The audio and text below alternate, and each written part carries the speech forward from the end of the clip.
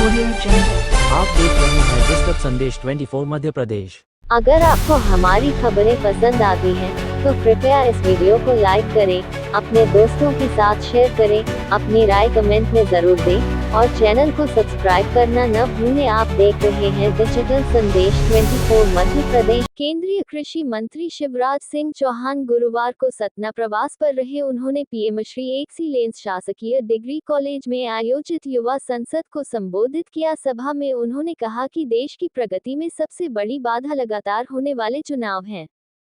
इससे न केवल विकास कार्य रुकते हैं, बल्कि जनता का पैसा, समय और संसाधन भी व्यर्थ होते हैं। उन्होंने बताया कि चुनावी प्रक्रिया पर पिछले 5 वर्षों में करीब 4.5 लाख करोड़ रुपए खर्च हुए हैं। साथ ही इससे प्रदूषण, जातिवाद और अराजकता भी बढ़ती है। चौहान ने मंच से नारा दिया, वन नेशन वन इलेक्शन, और कहा कि यदि पूरे देश में एक साथ चुनाव हो तो विकास को रफ्तार मिलेगी और पर्यावरण भी सुरक्षित रहेगा। कार्यक्रम में छात्राओं ने भी इस विषय पर प्रस्तुति दी। अंत में मंत्री ने स्वदेशी अपनाने और आत्मनिर्भर भारत की ओर कदम बढ़ाने की अपील की। 1.5 साल बाद हिंद की इस पवित्र धरा पर जो भगवान श्री रामचंद्र जी की कर्मभूमि रही है, आने का सौभाग्य मिला। मैं सतना की जनता का हृदय से आभारी हूँ, कार्यकर्ताओं का, जनता का, उनका अद्भुत प्यार और स्नेह मिला। मैं कुछ प्रियजन जो बिछुड़ गए थे, जिनमें हमारे कार्यकर्ता परिवार सम्मिलित थे, एक मेरे साथ सुरक्षा में रहने वाले मेरे एक साथी के बेटे का देहांत हो गया था 15 साल की उम्र में, और जो अपने साथ काम करता है वो अपना परिवार ही है। इस भाव से उनके यहां बैठने आया। मेरे मित्र लक्ष्मी यादव जी का स्वर्गवास हो गया था, मैं उनके घर संवेदना प्रकट करने गया। ममता पांडे जी के यहां बहू का स्वर्गवास हो गया था, उनके यहां भी मैंने संवेदना प्रकट की। हर्ष जी हमारे बहुत लोकप्रिय नेता, लंबे समय तक विधायक साथ रहे, उनके निवास पर जाकर मैंने संवेदनाएं प्रकट की। और अभी रामदास जी के यहां भी जाऊंगा, श्रीमती बागरी जी के यहां भी जाऊंगा, दयानंद कुशवाहा जी के यहां होके आया हूं। मैं यहां आ रहा था तो वन नेशन वन इलेक्शन का एक कार्यक्रम भी यहां आयोजित आदरणीय सांसद जी ने आयोजित किया था, जिसमें विशेषकर यूथ था, स्टूडेंट्स थे। मित्रों, लगातार होने वाले चुनाव, अभी आप देख रहे हैं कि पिछले 1.5-2 साल में कितने चुनाव हो गए। मध्य प्रदेश, छत्तीसगढ़, राजस्थान के विधानसभा के चुनाव, फिर लोकसभा के चुनाव 4 महीने बाद, 4 महीने बाद फिर झारखंड, हरियाणा, जम्मू कश्मीर, महाराष्ट्र के चुनाव, फिर 4 महीने बाद दिल्ली के चुनाव, अब बिहार के चुनाव, फिर बंगाल के चुनाव, फिर तमिलनाडु के चुनाव। तो हमारे यहाँ 12 महीने 5 साल चुनाव ही चलते रहते हैं। ये लगातार चलने वाला चुनाव देश की प्रगति और विकास में सबसे बड़ी बाधा है, और इसलिए आज आवश्यकता है कि संविधान में संशोधन करके पहले चरण में कम से कम लोकसभा और विधानसभा के चुनाव एक साथ होने चाहिए। बार बार चुनाव होने से प्रगति और विकास बाधित होता है। आचार संहिता विकास के काम ठप्प कर देती है, दूरगामी निर्णय नहीं हो पाते देश की प्रगति और विकास के।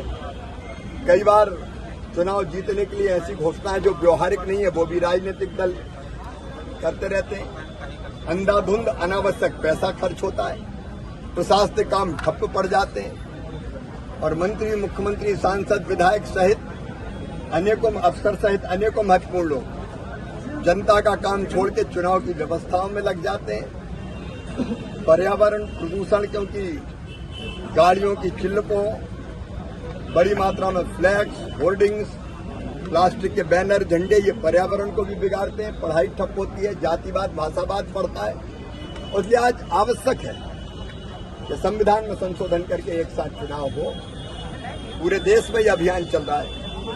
आज इस विषय को भी मैंने यहाँ प्रस्तुत किया विद्यार्थियों के बीच और यहाँ के गणमान्य नागरिकों के बीच।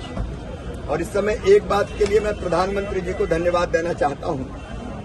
उन्होंने स्पष्ट रूप से तय किया कि भारत के किसानों, पशुपालकों और मछुआरों के हितों से कोई समझौता नहीं किया जाएगा। दुनिया में कोई हो, हमारे लिए राष्ट्र सर्वोपरि है और हमारे किसानों का हित सर्वोपरि है। और इसलिए हमारा दृढ़ संकल्प है कि भारत के और भारत के किसानों के हितों को हम प्रभावित नहीं होने देंगे। अभी जीएसटी में एक बड़ा क्रांतिकारी फैसला किया गया, जिसमें कृषि के उपकरणों पर भी 18 से लेकर 12% तक जो जीएसटी लगती थी वो घटा के 5% कर दी गई। एक ट्रैक्टर पर 23,000 रुपये से लेकर 63,000 रुपये तक कम होंगे। थ्रेसर हो, हार्वेस्टर हो, हैप्पी सीडर हो, अनेकों कृषि यंत्र, ड्रिप के हो, आपके स्प्रिंकलर के हो, वो भी सस्ते होंगे। तो इसके लिए भी मैं प्रधानमंत्री जी को धन्यवाद देता हूं। और बहुत दिनों के बाद यहाँ सौभाग्य मिला है आने का। जनता से मिलकर मैं अत्यंत प्रसन्न हूँ और आनंदित हूँ। मामा जी समस्या को लेकर जी जो है तो केंद्र में जाते ही मध्य प्रदेश को भूल गए हैं, उमंग जी ने कहा। मैं यहाँ आया तो खाद की समस्या के बारे में कुछ मित्रों ने ज्ञापन दिए हैं। देखिए, हमारे लिए किसानों का हित सर्वोपरि है और केंद्र सरकार, क्योंकि फर्टिलाइजर मिनिस्ट्री अलग है, तो हमारी फर्टिलाइजर मिनिस्ट्री राज्य की डिमांड के आधार पर निरंतर फर्टिलाइजर की आपूर्ति के काम में लगी हुई है। सतना जिले में भी अगर आप देखें तो पिछले साल इस समय तक यूरिया 23,585 मीट्रिक टन खपत हुई थी। इस बार 27,700 मीट्रिक टन अभी सतना जिले में आया है। क्योंकि जैसे ये बात आई, मैंने प्रशासन से भी यहाँ बात की, भोपाल भी मैंने चर्चा की, लेकिन इस बार बारिश अच्छी हुई है। बौनी का इलाका जिसमें धान सम्मिलित है, जिसमें यूरिया की जरूरत ज्यादा पड़ती है, उसके कारण यूरिया की जरूरत और ज्यादा है। इन सारी परिस्थितियों पर मैं राज्य सरकार के साथ भी, जिला प्रशासन के साथ भी और हमारी फर्टिलाइजर मिनिस्ट्री के साथ भी चर्चा करके आज भी रैक आई है। 1500 मीट्रिक टन खाद आया है, जो मुझे अभी बताया गया है। तो निरंतर आपूर्ति के प्रयास जारी रखे जाएंगे। जरूरत पड़ेगी तो फिर हमारी फर्टिलाइजर मिनिस्ट्री के साथ भी बात करेंगे और राज्य सरकार के साथ भी चर्चा करके व्यवस्था और कैसे बेहतर बने और आवश्यकता कैसे पूरी हो, उस दिशा में कदम उठाए जाते रहेंगे। उमंग जी की बात पर क्या कहेंगे? और रात लगा रहता हूँ, मैं केवल जनता को देखता हूँ, उसका सेवक हूँ। बाकी और किसी तरफ कौन क्या कह रहा है मेरा ध्यान कभी नहीं जाता। सब अपना अपना काम करते हैं। अगर आपको हमारी खबरें पसंद आती हैं, तो कृपया इस वीडियो को लाइक करें, अपने दोस्तों के साथ शेयर करें, अपनी राय कमेंट में जरूर दें और चैनल को सब्सक्राइब करना न भूलें। आप देख रहे हैं डिजिटल संदेश 24 मध्य प्रदेश।